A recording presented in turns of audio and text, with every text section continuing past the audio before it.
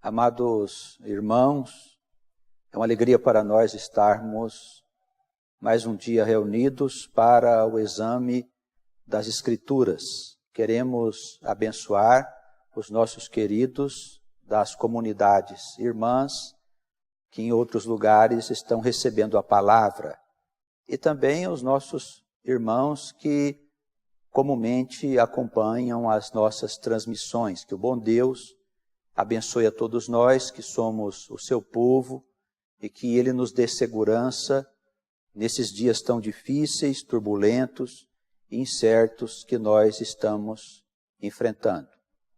Nós estamos examinando o livro de Hebreus. Hoje vamos tratar do capítulo 7. Ele fala aqui de um sacerdote referido nas Escrituras, que é um sacerdote até certo ponto estranho, porque ele não tem história. É um sacerdote chamado Melquisedeque. Vamos fazer uma leitura de alguns versículos para iniciarmos as nossas considerações. Capítulo 7 do livro Hebreus. Porque este Melquisedeque, que era rei de Salém, sacerdote do Deus Altíssimo, e que saiu ao encontro de Abraão quando ele regressava da matança dos reis, e o abençoou, a quem também Abraão deu o dízimo de tudo, e primeiramente é por interpretação rei de justiça, e depois também rei de Salém, que é rei de paz. Sem pai, sem mãe, sem genealogia, não tendo princípio de dias, nem fim de vida, mas sendo feito semelhante ao Filho de Deus.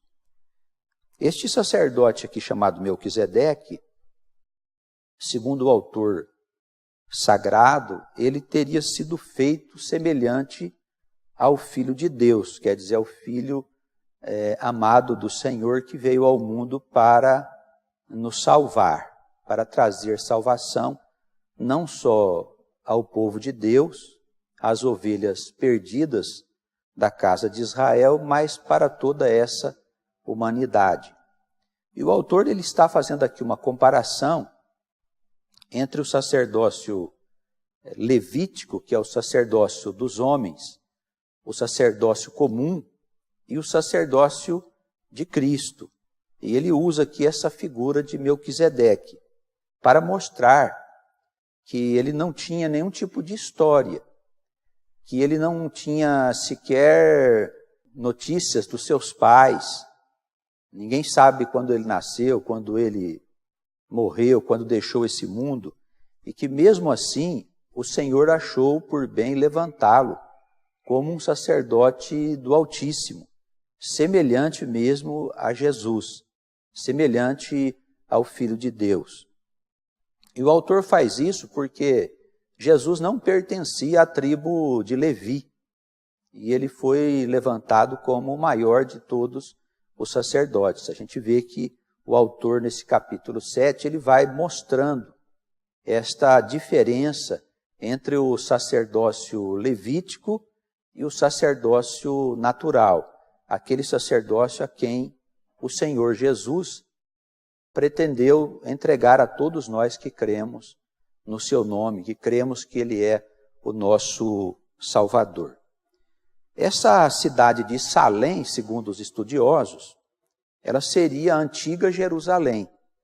Pelo menos há uma concordância entre os estudiosos que seria uma pequena vila, a antiga Jerusalém.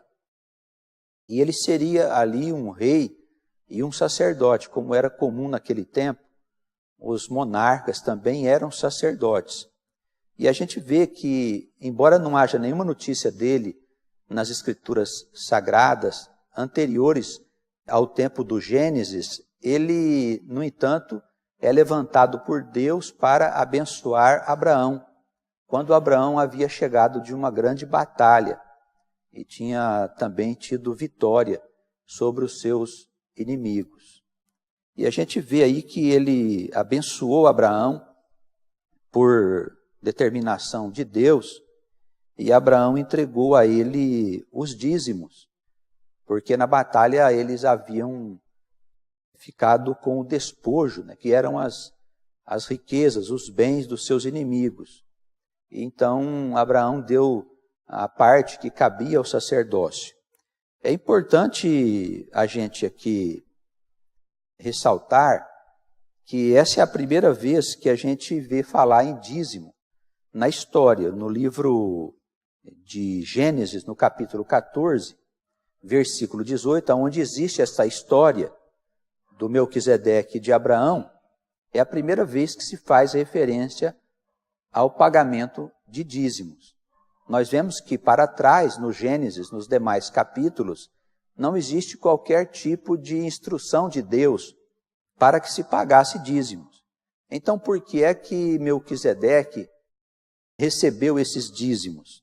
Porque o dízimo era, naquele tempo, naquelas comunidades, naqueles países que haviam ali, ele era uma forma de imposto que os homens pagavam, as pessoas pagavam, para que os sacerdotes pudessem cumprir com a tarefa de sustentar os órfãos, as viúvas, as pessoas que tinham necessidade, e sustentar também as suas próprias famílias, uma vez que os sacerdotes ocupavam-se apenas das coisas relacionadas com a tarefa divina, de atender o povo e de cumprir com as obrigações sacerdotais.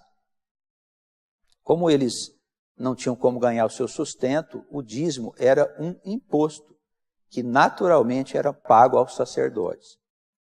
E a gente vê que mais tarde Moisés, ele introduz o dízimo na lei de Deus. Lá no livro de Números, no capítulo 18, a partir do versículo 21, a gente vê Moisés fazendo aí a introdução do imposto, que era o dízimo, que passou então a ser uma obrigação religiosa, uma obrigação daqueles que iriam andar nos caminhos do Senhor. Nós vemos aqui que essa comparação que ele faz, rei de justiça e rei de paz, também é referente ao Senhor Jesus, que é um rei de justiça e um rei que estabelece a paz nos nossos corações.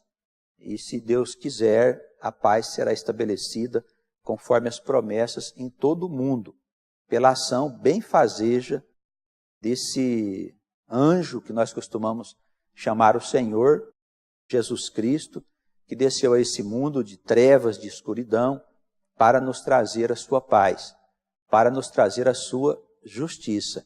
Mas vamos nos lembrar que não se trata de uma justiça segundo o ponto de vista da lei. Trata-se de uma justiça segundo o ponto de vista da fé, porque em Jesus Cristo nós somos justificados, tornados justos, não porque nós cumprimos as obrigações da lei, mas porque nós cremos que Ele é o Senhor, que Ele é aquele Messias enviado para a nossa salvação. Alguns intérpretes também, ao dizerem aqui que ele não tem pai e não tinha tido mãe, e que não se sabia do seu nascimento ou da sua morte, eles pretenderam colocar que ele seria um ser de um outro mundo, que teria vindo a este mundo através de uma suposta materialização, de uma teofania, como se diz na teologia tradicional, que é a aparição de um ser que é espiritual em forma de uma pessoa humana. Ele seria então uma aparição, né? Um anjo tornado momentaneamente em vida material. Mas eu penso que nós não devemos seguir nesse caminho.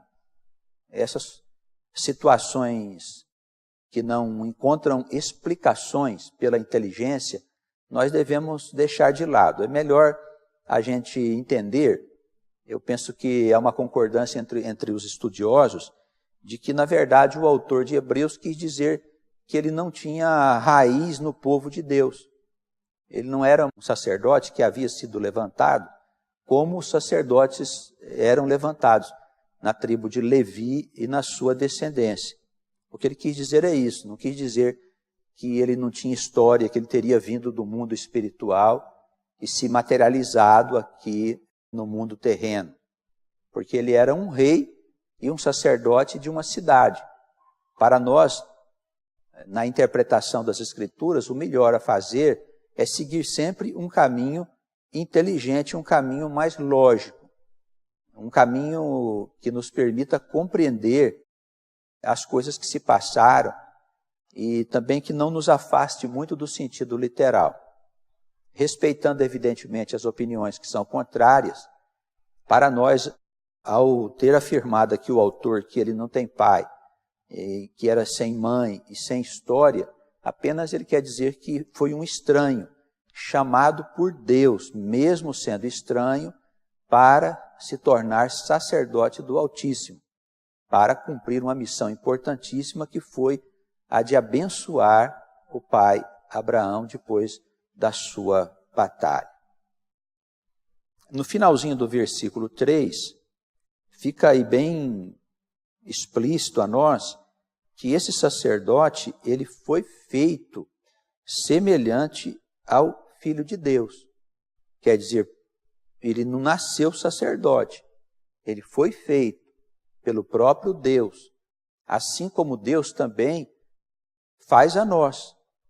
O Senhor nos transforma naquilo que Ele deseja para que a gente possa cumprir as nossas missões, não só no campo da prática da vida comunitária na igreja, mas também, e o que é mais importante, no campo da vida. Nós somos filhos do Altíssimo e viemos a esse mundo para desempenhar tarefas importantes para a edificação, para o crescimento do mundo e também para o nosso crescimento em termos espirituais. Nós estamos no mundo para aprender e para executar aquilo que é a vontade de Deus.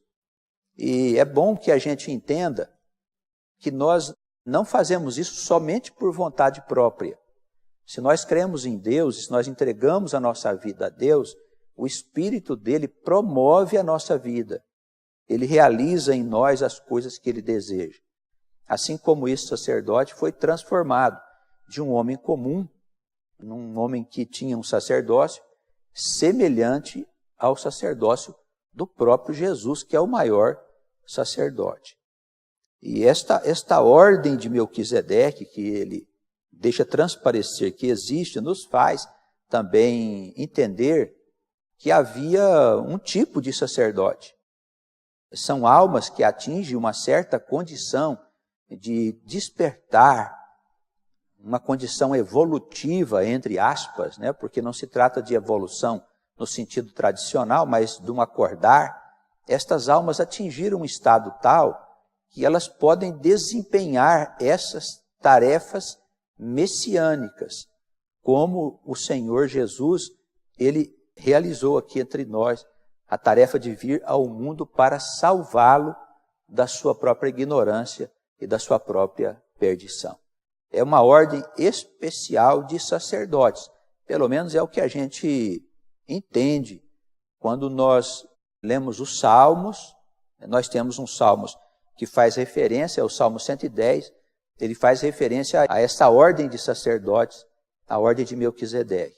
Então eu penso que com o testemunho do Gênesis, com o testemunho de Salmos e do autor de Hebreus, nós podemos afirmar com certeza que há mesmo uma ordem de sacerdotes de natureza espiritual, porque não é humano, não é uma coisa estabelecida na terra, é um sacerdócio estabelecido no céu, que desempenham tarefas messiânicas nos mundos habitados da casa do Senhor, porque certamente existem muitas moradas.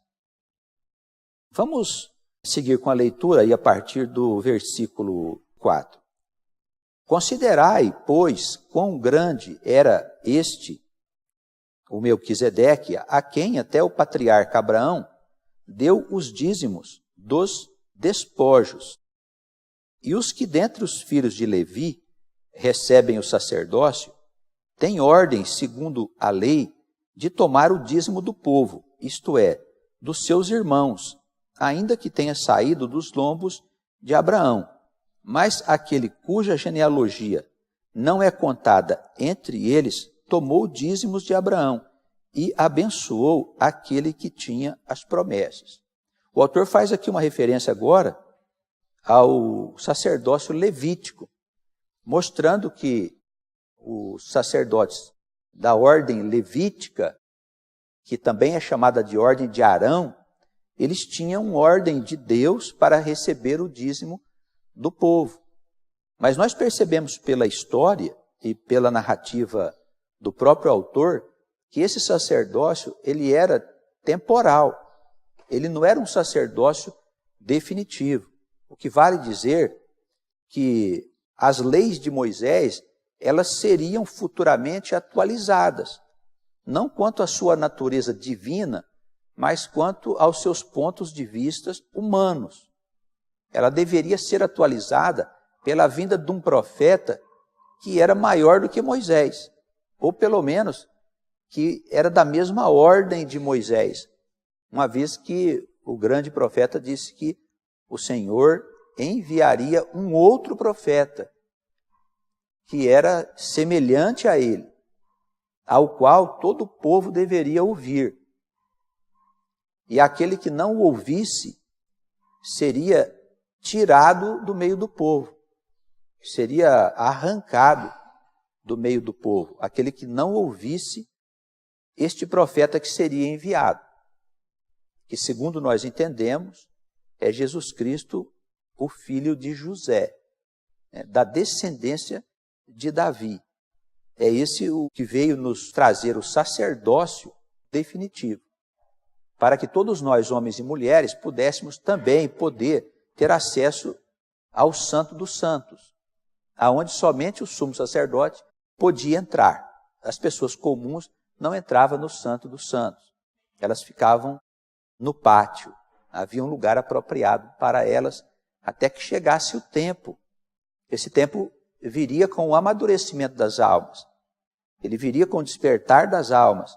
As almas teriam melhores condições no futuro para poder se aproximar de um melhor entendimento, de um mais profundo entendimento. Quer dizer, assumir o verdadeiro sacerdócio. Ele diz que, de alguma forma, até Levi pagou dízimos, quando ainda não tinha nascido. O judeu considerava a descendência como se ela estivesse no lombo de determinado indivíduo. Por isso ele diz aqui, Levi ainda não havia saído dos lombos do seu pai, quando ele já estava cumprindo com as obrigações que Deus iria futuramente colocar. Mas percebemos aqui que ele quer dizer que esse sacerdócio é apenas transitório. Aquele cuja genealogia não é contada entre eles, quer dizer, um estranho, tomou dízimos de Abraão e abençoou aquele que tinha as promessas. O sacerdócio daquele homem desconhecido era maior que o sacerdócio levítico. Ele quis dizer, olha, ele era um estranho, mas mesmo assim, ele foi constituído por Deus um sacerdote que tomou dízimos daquele que tinha as promessas. Ele abençoou Abraão, que é o pai de todos nós. Então, se Deus quer levantar um sacerdote no mundo, seja ele do povo de Deus, tenha ele descendência de judeu ou não, para Deus isso não tem importância nenhuma. Porque nós sabemos que as almas, elas vivem durante toda a história dessa humanidade, vidas que se sucedem. E elas podem nascer num ou noutro lugar para cumprirem a vontade do Altíssimo. Por isso o Senhor pode, mesmo no meio de um povo estranho, levantar um sacerdote da mesma ordem do próprio Jesus. E isso nos faz entender como Deus espalhou o sacerdócio no meio das outras nações. Segundo o ponto de vista do autor, esse sacerdócio não estaria restrito ao povo judeu. Pelo menos é o que nós entendemos aqui, E é isso que diferencia o cristianismo do judaísmo. Os judeus parecem não ter compreendido essa necessidade de aperfeiçoar os conceitos das suas crenças, da sua própria religião. Não entenderam que a lei da progressividade se aplica a todas as coisas, inclusive aos escritos sagrados. Nós temos mandamentos que são os fundamentos da lei universal que não se modificam, mas muitos ensinamentos de Moisés, eles foram modificados por Jesus, por essa necessidade de aperfeiçoamento da própria regra que havia sido estabelecida em tempos passados. O tempo não é o mesmo, a realidade não é a mesma, e certamente as coisas precisam ir se ajustando na medida em que a realidade vai se tornando cada vez mais iluminada. Versículo 7. Ora, sem contradição alguma, o menor é abençoado pelo maior. E aqui certamente tomam dízimos homens que morrem. Naquela situação, porém, tomou dízimo aquele de quem se testifica que vive. Então, o Melquisedeque era um sacerdote que já estava fora desta necessidade de ser salvo. Ele já era liberto desse círculo de aprisionamento que a lei estabelece no homem, até que o Cristo possa libertá-lo definitivamente. Até que o Senhor possa libertá-lo. Nós vimos que Abraão, ele foi tornado justo porque creu no Senhor. Essa libertação não depende das regras. Nós vamos ver que não depende sequer das obrigações do templo, dos dízimos. Certamente, aqueles homens que tomam dízimos morrem. Nos nossos dias, a prática do dízimo é muito comum nas igrejas. Eu creio que esta palavra, ela deveria falar alto a esses pastores que cobram dízimos, porque eles estão estabelecendo nas igrejas aonde eles administram as mesmas regras e condições dos tempos de Moisés. Isso precisa ficar claro. Não basta falar no nome de Jesus. É preciso que o Espírito de Jesus esteja no meio de todos nós. Nós não estamos aqui querendo dizer que os irmãos não têm tarefas a cumprir e que não seja dever de todo homem e mulher contribuir com a obra do Senhor, com a comunidade, com a igreja, que tem as suas despesas e as suas necessidades. Tem as suas despesas e as suas necessidades que precisam ser providas por aqueles que fazem parte da igreja, da comunidade. Esta instituição do dízimo e das ofertas, quando nós examinamos os textos antigos, tem uma conotação de que nós devemos dar um pouco daquilo que é para nós o melhor. As primícias eram dadas ao Senhor. E por que isso? Porque se nós temos apego, amor, se temos algo muito valioso, quando nós ofertamos isso ao Senhor, nós estamos dando testemunho de que nós estamos dando ao nosso Senhor o que é melhor para nós. O que é mais importante para nós estamos ofertando ao Senhor. Daí a necessidade da gente fazer os irmãos entender que todos precisam participar da obra do Senhor, sem que haja necessidade de se cobrar os dízimos. Não vemos Jesus cobrar dízimos. Não vemos os apóstolos tomar dízimos. Não há esta prática entre os que seguem os passos do Senhor. Não há esta prática.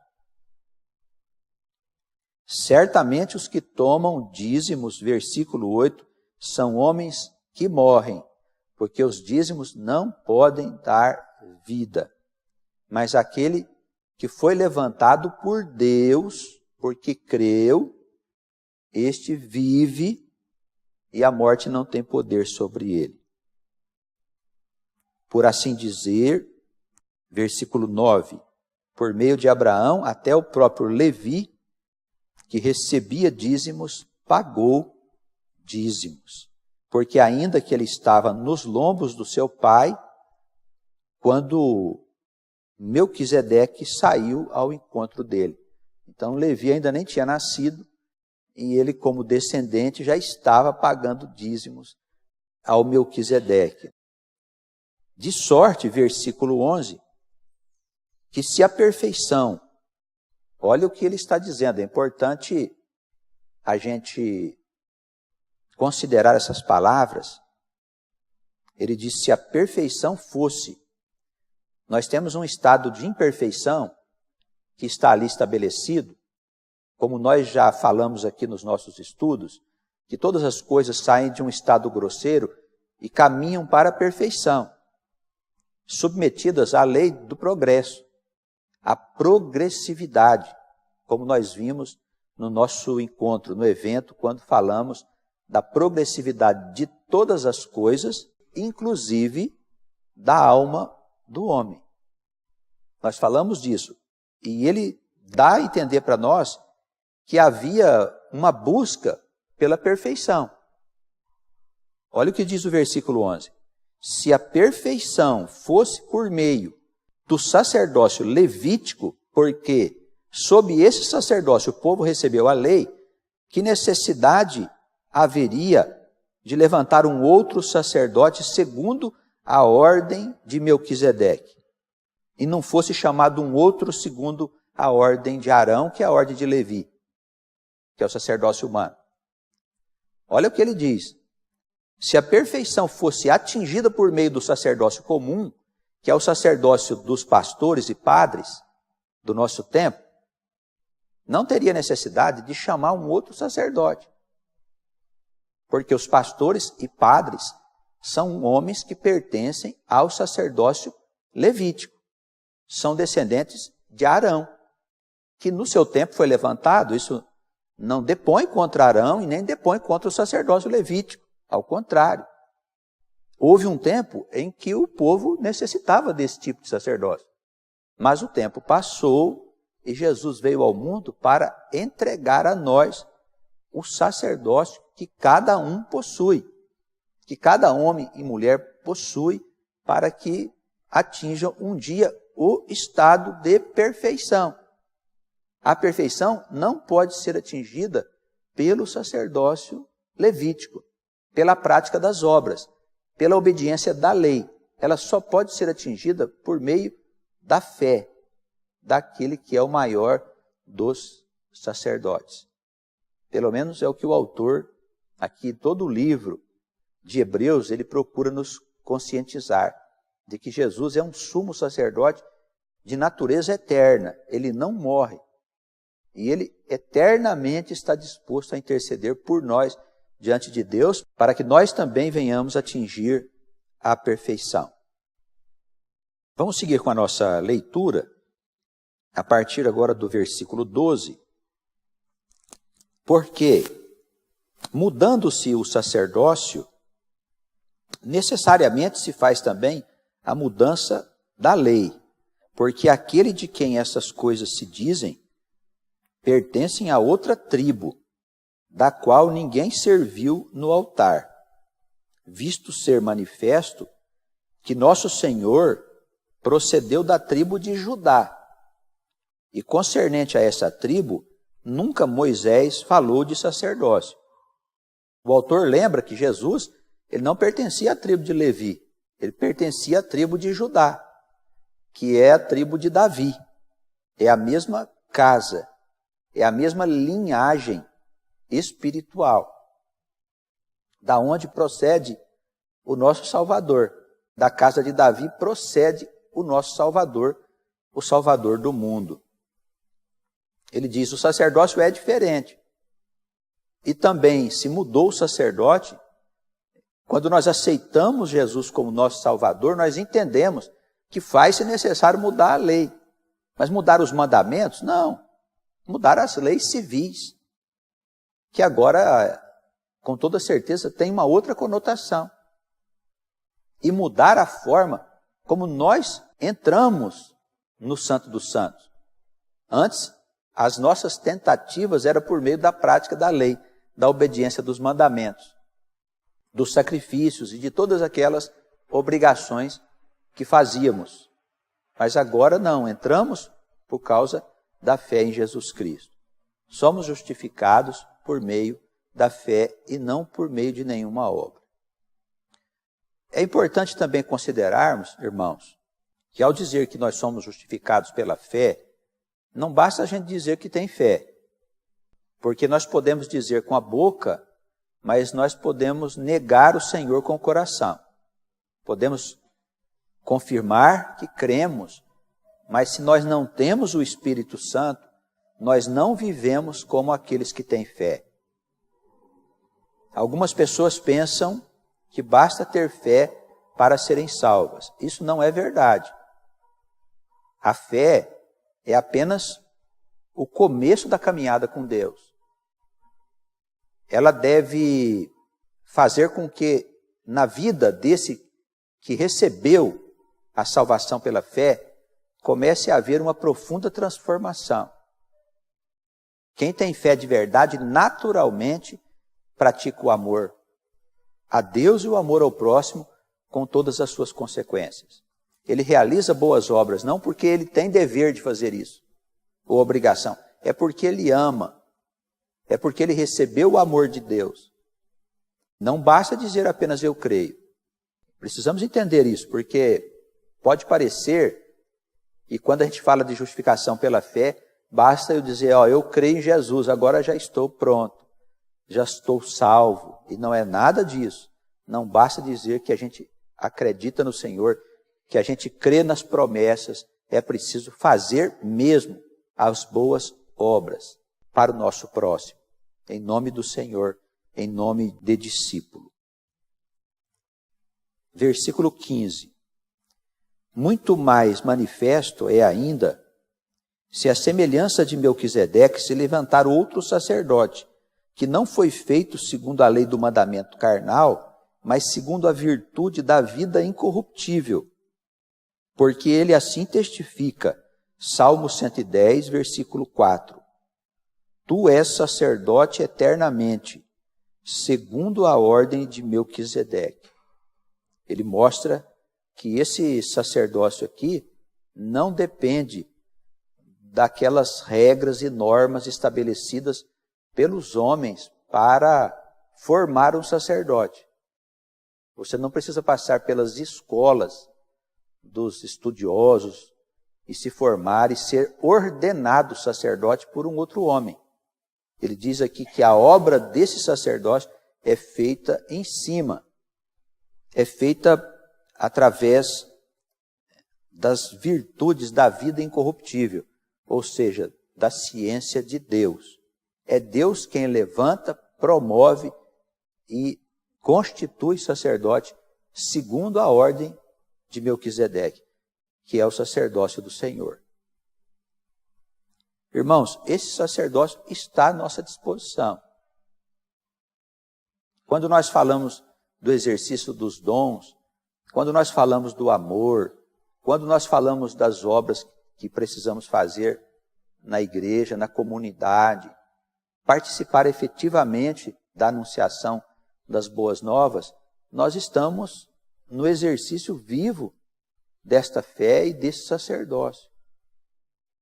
E temos, com toda certeza, as condições para orar por alguém que está enfermo, para orientar alguém que está perdido, para trazer consolo às pessoas que estão enfraquecidas pelas dificuldades da vida. Enfim, nós somos constituídos sacerdotes do Senhor, todos nós, e andamos segundo a palavra, lei e luz do Senhor. Não adianta dizer, eu creio, aí sai por aí fazendo coisas que o Senhor não aprova. Não pode ser assim. O verdadeiro sacerdote, aquele homem, aquela mulher que recebeu esse sacerdócio do Pai, que recebeu o sacerdócio do Senhor, ele veio nos dar esse sacerdócio. Ele anda nos caminhos do Senhor. à semelhança do Senhor. O Senhor é o modelo que nós precisamos acompanhar. O precedente mandamento é abrogado por causa da sua fraqueza e inutilidade. Versículo 18. A lei nenhuma coisa aperfeiçoou, e desta maneira é introduzida uma melhor esperança pela qual chegamos a Deus. E visto como não é sem prestar juramento, porque certamente aqueles sem juramento foram feitos sacerdotes, mas esse com um juramento por aquele que lhe disse: jurou o Senhor e não se arrependerá. Tu és sacerdote eternamente, segundo a ordem de Melquisedeque. Então a palavra, ela diz aqui que a lei, ela, embora tivesse o seu período de tempo, de importância para nos guiar, alguma coisa melhor, ela iria ser oferecida por Deus, porque a lei não poderia nos levar à perfeição. Veja, o autor diz assim: a lei nenhuma coisa aperfeiçoou. É esquisito, não é? Porque diz, mas tem um mandamento que diz que nós não devemos matar, nós não devemos roubar, que precisamos amar a Deus sobre todas as coisas, que temos que honrar o nosso pai e nossa mãe, não devemos ter inveja. Os mandamentos são apresentados a nós, então falamos, agora sim, eu a partir de então andarei nos caminhos. Mas você não leva em consideração que antes de conhecer os mandamentos, você estava em pecado. E quando você conheceu a lei, ela só te acusou. Agora você sabe quais são as regras, mas você já é um transgressor. Então a lei não pode te salvar. A lei não tem um remédio para quem transgride. Veja que nos mandamentos não existe nenhuma lei do perdão, não é verdade? Olha, nós fomos entender o perdão quando o Filho de Deus nos mostrou todas as consequências de como perdoar. Não existe lei nos mandamentos ensinados por Moisés, aonde você será perdoado dos pecados que você cometeu. Ainda que nós não tivéssemos cometido pecado algum, o que é impossível, mas ainda que nós não tivéssemos cometido, quando a lei é apresentada a nós, é impossível obedecer à lei em todos os seus pontos. Porque Jesus disse que nós pecamos até em pensamento. Não é verdade? E quando cometemos o pecado, o que acontece? Somos lançados na condenação. Já estamos condenados pelo juízo, a não ser que alguém nos perdoe do pecado. O perdão não pertence à lei. Os irmãos concordam? O perdão não pertence à lei. O perdão pertence a um outro universo de ação, a um outro sacerdócio. A lei pertence a esse sacerdócio aqui de Moisés. Ao sacerdócio dos pastores, ao sacerdócio de Levi, ao sacerdócio de Arão. A lei pertence a esse sacerdócio que tem o papel de acusar, mas ele não tem como te salvar. Somente o perdão de Jesus é que pode nos livrar dessa morte. Olha só, versículo 19. A lei nenhuma coisa aperfeiçoou. Por isso foi introduzido no mundo uma melhor esperança pela qual nós chegamos a Deus. Qual que é a melhor esperança? Jesus, pelo qual nós chegamos ao nosso Pai e caminhamos em direção à perfeição. Olha, quando se fala de atingir perfeição, significa que nós temos que percorrer um caminho enorme. A perfeição é uma coisa distante. Entre nós e a perfeição de Jesus, por exemplo, que é esse sacerdote maravilhoso que veio dos céus para nos salvar, o modelo das virtudes do próprio Deus. Até chegarmos a essa condição, nós precisamos de muito tempo. E para isso nós precisamos de muitas vidas, até que nós venhamos atingir o estado de perfeição desejado por Deus. Todo esse trabalho feito pela lei, desde lá de trás, com estas almas, tem a finalidade de conduzir a alma à perfeição. Todas as almas serão salvas. Não há inferno eterno, não há morte eterna. Essas coisas vieram de concepções equivocadas, de homens que não entendiam ainda as verdades celestiais, mas elas estão sendo reveladas para que a morte possa ser definitivamente destruída, para que o inferno possa ser definitivamente tirado do cenário das almas que habitam nesse mundo. Todos serão salvos, porque todos são filhos do Altíssimo. No versículo 21, só para a gente ilustrar aqui esse juramento do Senhor, a palavra diz assim: jurou o Senhor e não se arrependerá, é o Salmo 110, não quer dizer que o Senhor, ele jura como um homem, porque alguém desconfia daquilo que ele vai fazer. Daí ele tem a necessidade de jurar para dizer que vai fazer. Não é bem assim. Essa palavra está aqui nos dizendo que a determinação dele será cumprida, como se fosse um juramento. Ele não tem necessidade de jurar por ninguém. Uma vez que é o Senhor, vai jurar por quem? Jurou por ele mesmo, disse o autor. Então, não é um juramento semelhante a que o homem faz, e que inclusive é condenado por Deus. Não é? Jesus disse isso. Nosso falar seja sim e não. Não tem que jurar para ninguém. Nós somos de Deus. Nós somos da luz. A nossa conversa precisa ser verdadeira. Nossa conversa não pode esconder coisas mentirosas. Nós precisamos ser homens e mulheres idôneos, sérios, para que sobre nós esteja o sacerdócio do Cristo. Jurou o Senhor, o que ele disse é verdadeiro, ele não se arrependerá. O que quer dizer não se arrependerá? Essa expressão também aparece em outras passagens das Escrituras, quando um castigo, um mal, uma maldição, alguma coisa que ia trazer dor e sofrimento ao povo estava posto já por Deus. E quando o povo arrependia, o Senhor tirava aquele mal. É como se ele se arrependesse do mal que ele havia determinado que iria acontecer. Então o mal não acontece mais. E Deus se arrepende do mal nesse sentido.